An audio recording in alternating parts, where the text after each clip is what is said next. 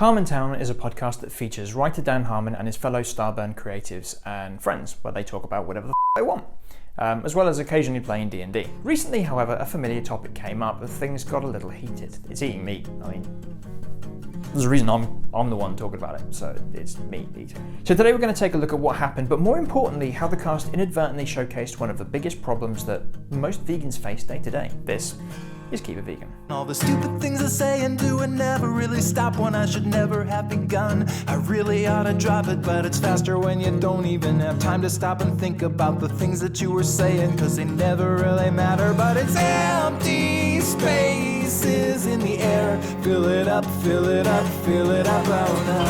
Oh no, all the million little empty spaces in the air. Fill it up, fill it up, fill it up. Oh no, oh no, oh no, but As I mentioned before, Harmontown is a chaotic but entertaining deep dive into whatever Harmon, joined usually by Rob Schraub, Spencer Crittenden, and host/comptroller Jeff Davis, fancy talking about that night. In the episode in question, a Ken Dolan's production from April 25th, the show was approaching the end when the comptroller for the evening, Brandon Johnson, brought on Steve Levy and Demorge Brown. The topic came off of Brown's birthday, for which he had a crawfish boil, which prompts Levy to comment on how violent these events can be. Corn and So sausage violent. and crawdads and what? The eating? Like dismembering crabs? I went to one a couple weeks ago with my buddy Scott, and Shellfish? yeah, they're yeah. They all get shipped in live. No, I know what they are. From Yeah, Louisiana. I'm They just have to be saying. alive. I'm just saying, shellfish? Yeah, but they're all alive in a bag. Cut up in the bag. They put it. Then they dump all these living creatures in a strainer. Look, I know, but I'm witnessing it. Okay, that's Man, why. What do you mean, look, I know? I didn't ask for Look, this. I know what you're. do you mean, I know look, you're I know? Oh no, you're on my team. I thank you. Yeah, Rob, Look, I remember, know. you're on his team. Oh, But boy. I just- By the way, the reason he calls out Rob Schraub here is because Schraub is vegan, FYI. This then prompts Schraub to pose the question of why the crawfish try to escape the bag. They're all like freaking out. They're trying to get out, climb out of this thing. Why do you think they're trying to get out? They don't want to Monster be on hierarchies. top of each other. I mean, Why? Why do you think they're trying to get out? I don't know, Rob. I don't know. Rob, They You're on can't the wait same to get. team. Is Do it you think because it's they because can't? there's- Is it because they can't wait for Cajun season and spicing? Yeah, so it's because they're happy? there's like 100 of them in there all moving Yeah. around, but it's like bodies Trying to fight for stacked up, spices. and then they get put in a pot of boiling water. Oh, Yeah. And then so they delicious. get covered, They're and not then alone. There's 10 minutes. potatoes and 10 mushrooms minutes. in there, Corn. There's all kinds of good Yeah, stuff. there's corn They're in not there. alone. Celery They and have onion. Corn Oh, there's to talk corn. to. Lemon slices. Oh, if it's corn, Wait, they didn't and feel then- anything. and Calm 10 down, minutes Rob. later, If there's corn and butter, they didn't feel anything. They didn't feel anything. 10 minutes later, they take the strainer out, Oh, and then yes. they just dump like 100 corpses on this table, Yep. and there's all these people. Slow It's like down. Cormac They McCarthy just Jr. pull. They Slow down and hold the head. they pull them in half, and then they eat what looks like Inside.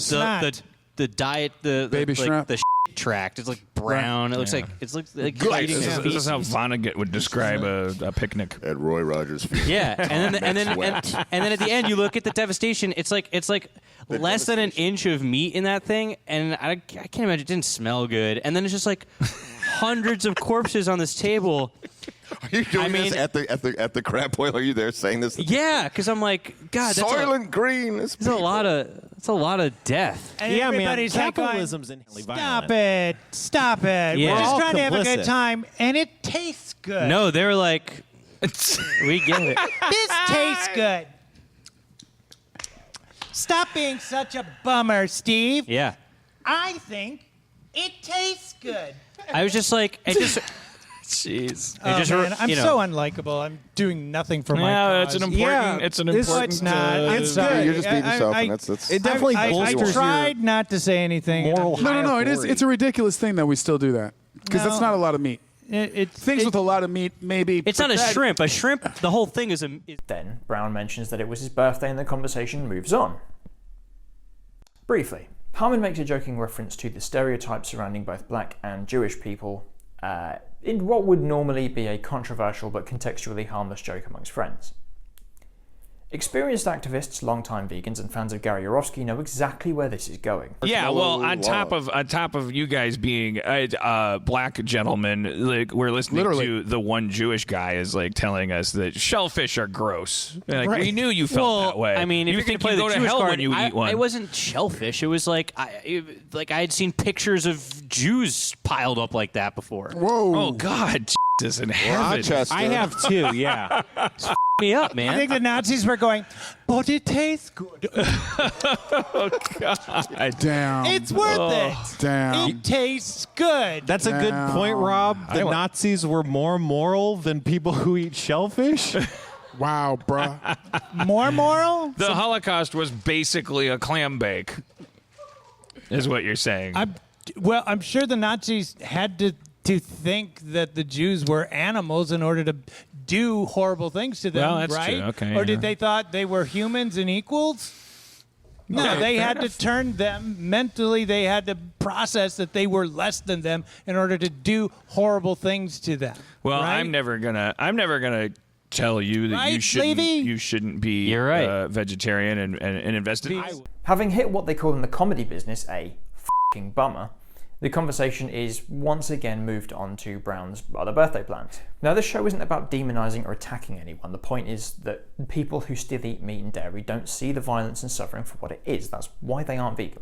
And I was the same before I was vegan, and I'll warrant most other vegans were the same as well. It's about awareness, not vilification. Now, what I want to talk about comes next.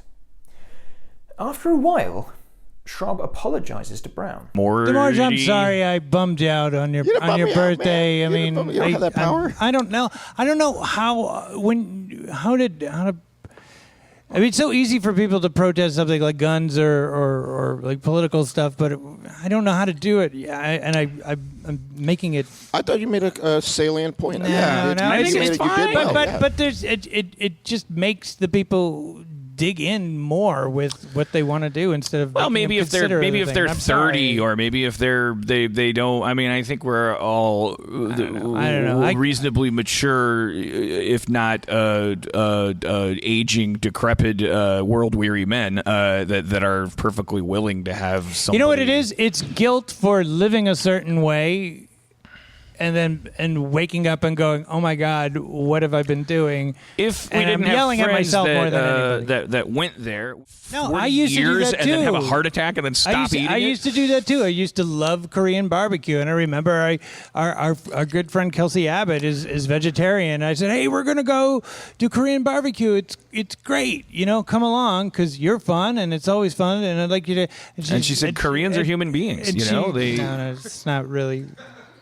But she was like, I don't really, she was trying to be cool about it, and I went, oh God, and I made her feel bad about it, and yeah, because you felt bad, that's why. What happens here is something most vegans will have experienced, being that guy or girl, being the one in the social group, the family gathering, the classroom, the workplace, to make that argument, to say, well, the truth. All Schraub does is ask a question, but the result is him feeling like the problematic one in the group.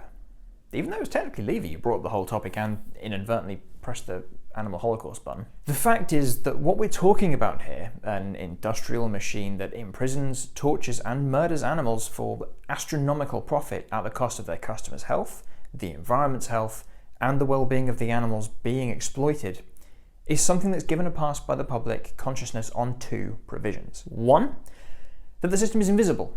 Slaughterhouses are set up outside of main urban centres, and the trucks carrying the injured, emaciated and sometimes already dead animals take back roads and avoid consumer and domestic areas. It doesn't appear on TV, and even on social media, footage is often censored by the platform provider because it is graphic. Two, the morality can never be brought into question.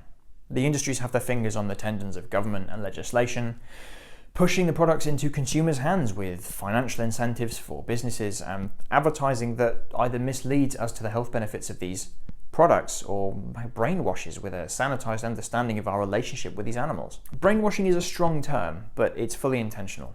Companies claim they know where our beef is from, which cows we use, and photos and videos showing the meat product cooked beyond its natural state of recognition and garnished with other foods, usually plants, Children's brands not only mask the true fate of the animal or their journey to the slaughterhouse, but they also use that animal in cartoon form as a mascot to cement that sense of cognitive dissonance early. As Gary Yourofsky put it, put a baby in a crib with a rabbit and an apple, the baby will always play with one and eat the other. That baby has to be taught to eat the rabbit. When a person goes vegan, it's often because they've seen the system for what it is, another systemic force of oppression, with making profit at its centre. They stop seeing this, and they start seeing this. 10% of cattle are not stunned effectively, and will have to endure the experience of being shot repeatedly in the head or having their throat cut and their blood drained while still fully conscious.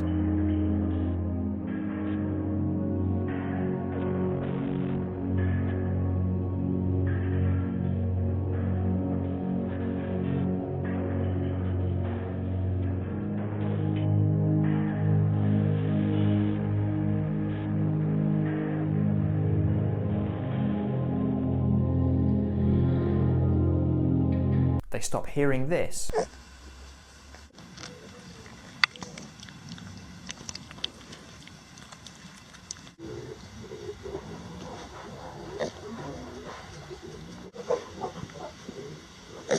And they start hearing this.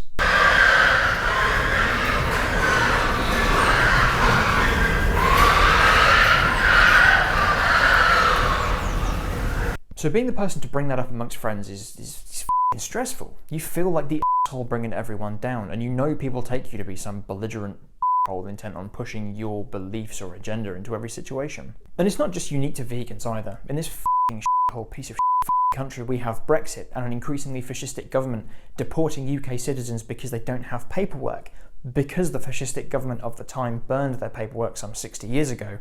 And then the person who comes in to replace the person kicked out for causing this, then lying about there being targets for the number of people to be deported, there were, says that he will make sure the inquiry is kept open and honest, and then 2 days later voted to keep the matter sealed so that no one could be held accountable at all. All while there stands in London a skeleton of a building acting as monument to the desperation of the not filthy rich on this island as homelessness increases and our National Health Service is slowly taken apart piece by piece and sold to the government's wealthy friends, whilst our media whips the public into a frenzy because we just hate these migrant children so much. How dare they come here hoping for some semblance of safety from, oh, it's us. It's partly us that's led to them being homeless and mostly dead. Meanwhile, in the States, you have whatever the that is. That bubbles up quick. Bringing up politics at home or amongst friends has become so much harder because it's so much more personal now. People would rather bury their head in the sand because bringing something up invites conflict. To an extent, it's why we see celebrities come under fire from parts of their following when they open their mouth and reveal their political opinion. In fact, Dan Harmon's a great example of this because of his Whiting Wong's podcast. People complaining that they don't want to hear him complaining about racism. Just get back to writing Rick and Morty season 4. Jesus, stop challenging my beliefs because it makes it harder to just consume your content without giving two shits of thought to anything else. Not how TV works, by the way. I recommend you check out Lindsay Ellis's coverage of the Hobbit trilogy. Way different subject matter, but in part 3 out of 2, it makes sense when you watch it. She discusses the nature of morality and consumption. I'll link to that below. Unfortunately, there's no fix for being that person. Some people get by being vegan without challenging people, like their friends or colleagues. Some people do that for a while and build up to it slowly, finding specific things they're comfortable talking about. Others, myself included, will just wade right the into the middle of it. There isn't necessarily a right answer for how to approach situations like this. Be an advocate in the way you feel uses your talents best. You know if you're not doing enough, and you know what you can do to change that. But these conversations have to happen. People have to be challenged. Shrub is right. And it tastes good. This is a terrible reason to eat meat. Something making you sick, killing the planet and causing so much suffering, all because it tastes good? It's not a dietary choice, that's a drug addiction. Now this isn't to make it sound like Shrub was beset on all sides by rampaging meat eaters either. These are his friends, and as with most friends, they are supportive of what he says. Also, part of being an advocate is taking being an advocate. So you're doing great. That's the best part. Some people need to be anti. You gonna let this mother come up here and talk about eating all these shellfish, or what are you gonna do? You gonna take a stand? And you took a stand. It doesn't necessarily mean that they've all gone vegan. Life isn't as simple as that. But it shows that while it might be awkward having your first vegan conversation with friends, it's probably not going to be the train wreck you think it will be. And you never know. I like that I have a friend who represents that view, and I perceive myself as hovering around that. Kevin Smith told me he went vegetarian or vegan because he just had his heart attack, and and everybody's like all mad at him. Like that's like some kind of lifestyle, something like that. It's just like I can't eat meat for 40 years and then have a heart attack and then stop eating it. If you are watching this as a non-vegan and wondering what all the fuss is about, ask your vegan friends and listen. Just listen to what they have to say. To round us out, here's Dan Harmon hitting the nail on the head. Part of the very profound crime of carnivorous lifestyle is that it's truly mainstream to the point where no one ever has to talk about it. So much as like gay rights or anything, it's like there's the oppression sounds like silence, like no one talking about it at all. So what are you supposed to do except say stuff? And yeah, it's an unenviable position to be the person that brings it up, because the incentive would be to not do that because, I want people to like me, which is like saying it tastes good. That's all for now, folks. I do recommend you check out Harmontown. It's a really funny podcast, and it is somewhat chaotic and really difficult to isolate clips from, but it's well worth checking out. Link to it down below. In fact, if you're a writer or really any creative, I massively recommend you check out Harmon's other podcast, Whiting Wongs, briefly mentioned earlier, which he hosts with writer Jessica Gao. They cover some really important topics, insight into the TV industry, and have some pretty amazing guests, including Dante Boshkov, the star from Avatar. Not that one. Speaking of Avatar, not that one, I'm currently working on a video all about environmentalism and James Cameron's film, which will be going up on Protein 404, which is my other channel, which is new. It's not so much activism, but it's a chance for me to hang out with you guys and play games and talk about movies and video essays, and really a way for me to validate my socially disruptive habit of talking to myself. Go check it out. Head to the website keepitvegan.com for more information on everything that you see here on the channel. Head over to Patreon and buy me a beer if you've got a couple quid going spare. And as always, save the planet, save the animals, save yourself. Go vegan.